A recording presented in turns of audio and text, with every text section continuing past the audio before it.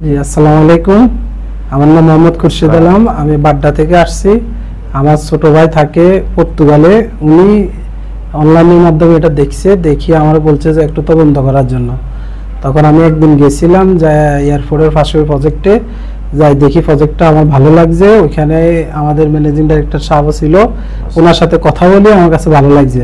তো আমি আমার বাড়ি বলছি যে জিনিসটা নেওয়া যায়, কারণ লোকগুলো ভালো আর প্রজেক্টটা আমি দেখছি, কাগজপত্র চেক করছি, চেক করে দেখি যে সবই ঠিক আছে।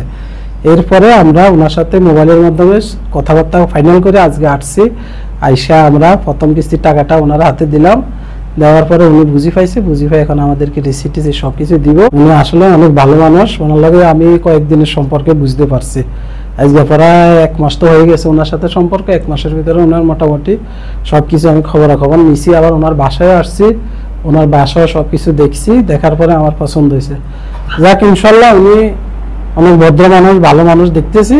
এই জন্য আল্লাহর উপরে ভরসা করে আমি এই কাজে নামলাম। আপনারা সবাই দোয়া করবেন ইনশাল্লাহ।